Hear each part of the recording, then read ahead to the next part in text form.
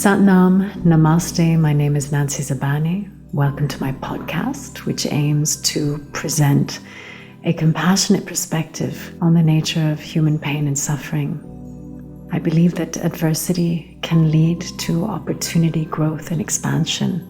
And I also strongly believe that challenges are a call to awaken to something that we have not previously seen.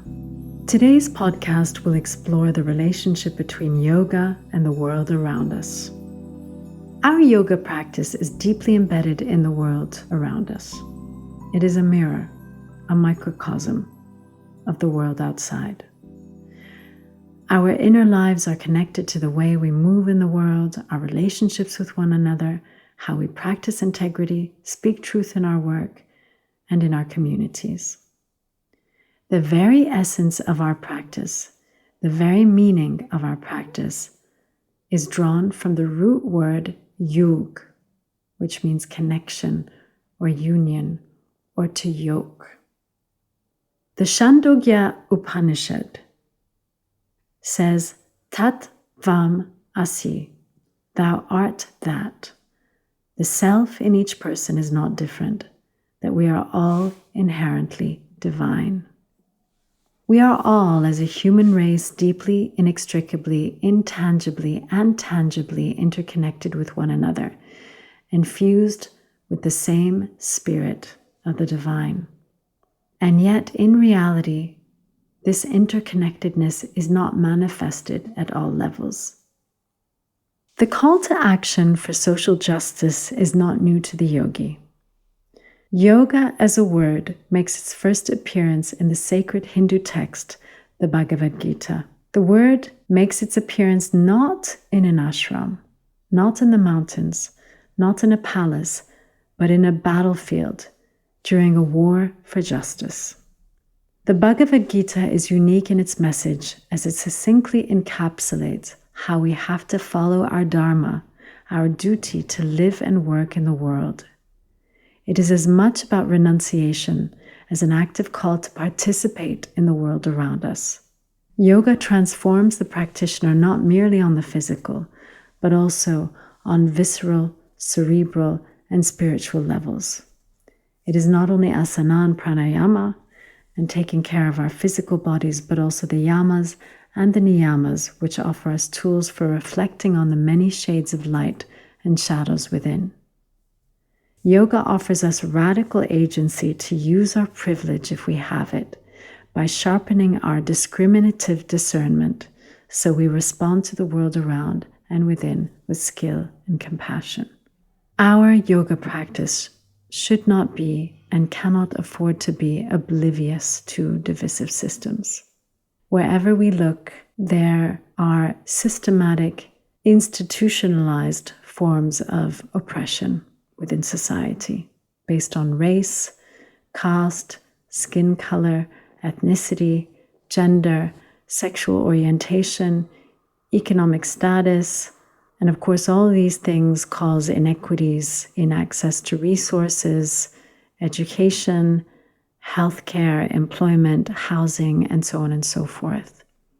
At the end of the day, we are working towards becoming more conscious human beings. Yoga is a way of life.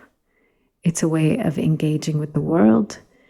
And so as we build our capacity for more presence, as we build our sensory awareness, as we build our sensitivity and learn to really develop our capacity to witness, it becomes more and more obvious where we are meant to dispense our energies and what aspects of society we can no longer turn our backs on. So just to reiterate, yoga is not meant to take us away. It's not meant to be an escape hatch. The practice of yoga is inviting us to live in excellence, to bring our best self to each and everything that we do, to be fully engaged with life and not bypass the experience of life. And that means choosing to be engaged with society with Sangat and community at the social level, at the economic level, at the political level, and really asking ourselves, what am I for? What am I for? Am I for justice? Am I for humanity? Am I for love? Because yoga is helping us to come back into our wholeness. Yoga is reminding us not to see things outside of us as separate. Yoga is pushing us to be the best version of ourselves. Yoga on the mat is a microcosm and a training ground for the yoga that we do off the mat. The human experience, the caliber, the presence, the sensitivity that we bring into our day-to-day life and into the world around us. So yoga as a discipline is helping us to create more presence in our lives. Not just being bystanders or bypassers to what is happening in the world, but to give back in some way, to choose to act in some way. Meaningful action is about writing that letter, speaking up when something doesn't feel right. It is about picking up the phone and calling your local MP if there's an opportunity to influence the passing of a bill or a new law, or again, making another side of the story heard, helping to make another side of the story heard. It is about helping to bring a group together to round up funds for a special cause in a dedicated part of the world where people are in need. Knowing how and where and with whom to dispense your energies will evolve naturally from a practice of building more presence into your life. The more presence you have, the more focus and clarity you will likely develop around where to dispense your energies and where to bring the best version of you to the world around you. So meaningful action is very often in the very simple things.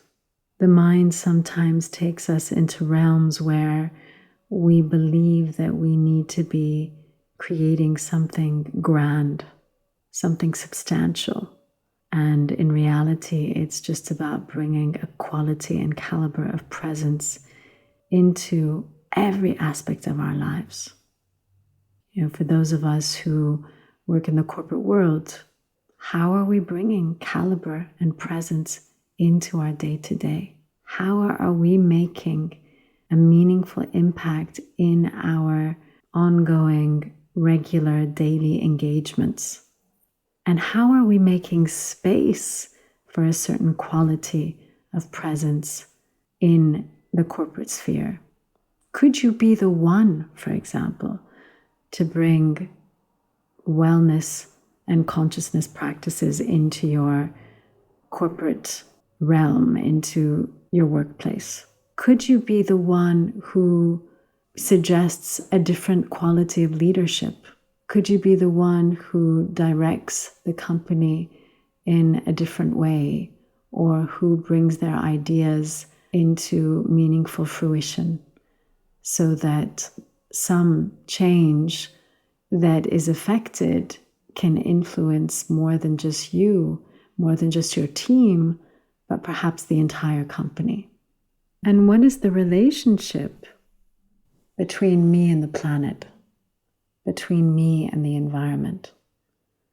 How can I bring meaningful impact just by choosing not to buy things, or by choosing to grow my own food, by choosing to purchase my produce from a local farm instead of a big corporate? What motivates my daily choices? What motivates the way in which I choose to spend money. These are all ways in which we can make meaningful impact in the world. Recognizing that we are made up of an individual identity, a community identity.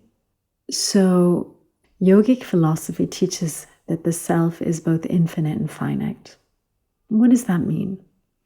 For me, practically speaking, I sometimes feel like I'm walking this tightrope between being this finite human and carrying the responsibilities of motherhood, of being a wife, of being engaged in society, of being a mortal human, and also recognizing that I am a spirit in this human form and that I am part of an infinite source of consciousness. Now, if I deny the parts of me that are finite, if I deny the part of me that is in the human experience, then I am not fully engaged with my responsibilities as a householder. And the fact of the matter is that most of us are not monks, we're not ascetics, and we have chosen to be part of this human experience. And in choosing to do so, we are very often walking that tightrope and holding that tension of the middle way and remaining engaged with the experience of life. And therefore, yoga was never meant to be an escape hatch. True yoga, union of the mind, the body, and the spirit, the yoke of the finite and the infinite, is about really bringing your best self into each and everything that you do and bringing that merger and the awareness of that merger into all aspects of your life. Each and every one of us knows when we are living in excellence, when we are living from the best version of ourselves. And when we are choosing from that place, when we are responding from that place, it is not because we are attached to outcome. It is not because we are looking for something from outside of us. It is ultimately because we have chosen simply to be. And in that being, where we have made ourselves available to become channels of something bigger than us, everything becomes possible.